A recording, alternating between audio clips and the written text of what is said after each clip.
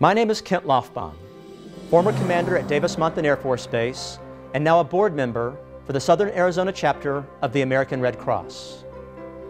When our soldiers, sailors, airmen, and Marines return from combat duty overseas, many face challenges. Service to Armed Forces and Veterans is a Red Cross program that helps these military personnel transition to life at home in America. The following stories are just a few examples of how the Red Cross is a wingman for the military families in Southern Arizona.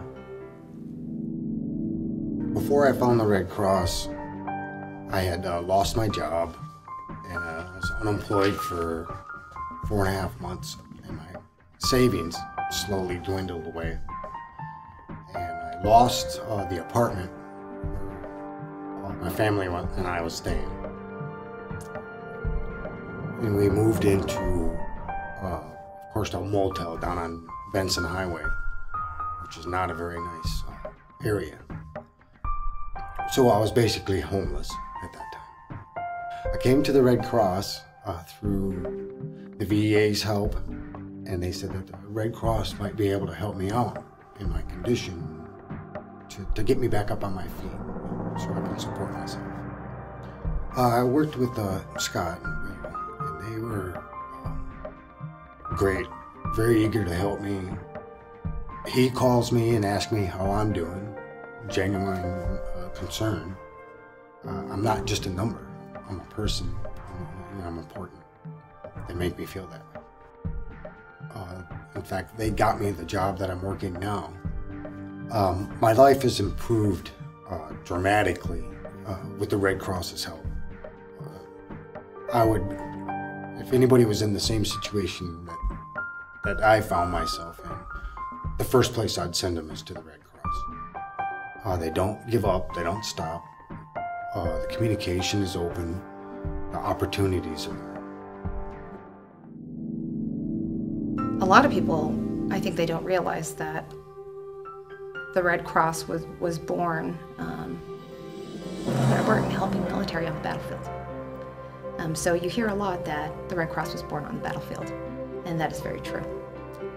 We are still doing military services today, and we're pretty active in the homeless community, trying to identify those homeless veterans so that we can assist them along with other community partners to bring them out of homelessness. We serve on average about 20 to 25,000 military and family members a year. That seems like a really large number.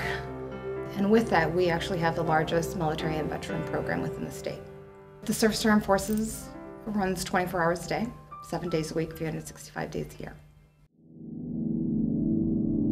Well, what happened was that we have 3 children with special needs, and we had a specially fitted van, and the van sort of gave up on us, and we needed to upgrade and get a new van, and we were not in any position whatsoever to be able to afford a new van.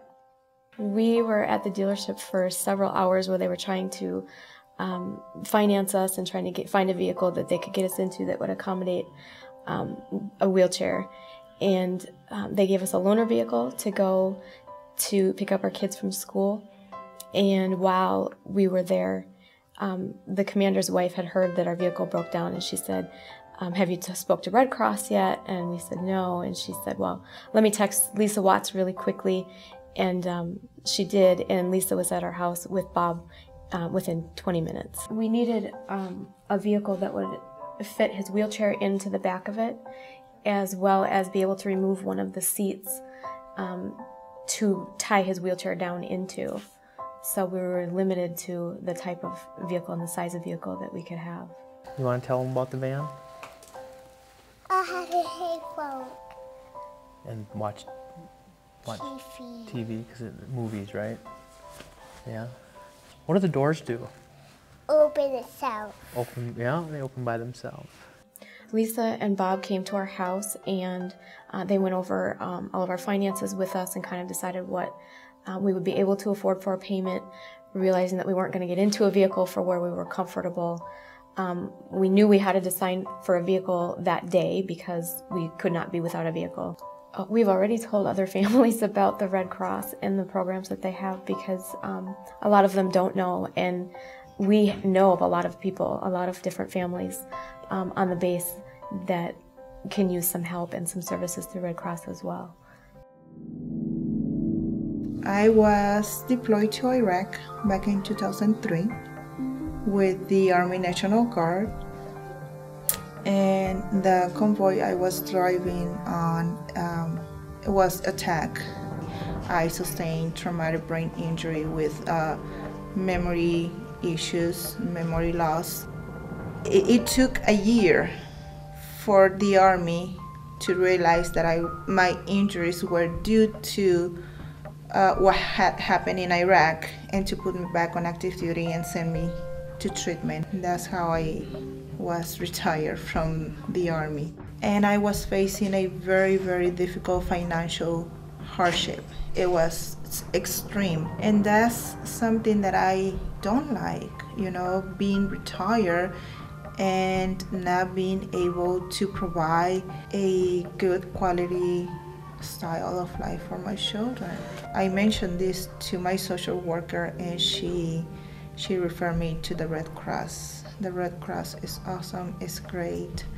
They take care of me immediately. As soon as they heard about me, they called me, and they did help immediately by providing gift cards to buy food, and the process of the application for get financial assistance. They are very knowledgeable about what they're doing. It's just amazing what the Red Cross does.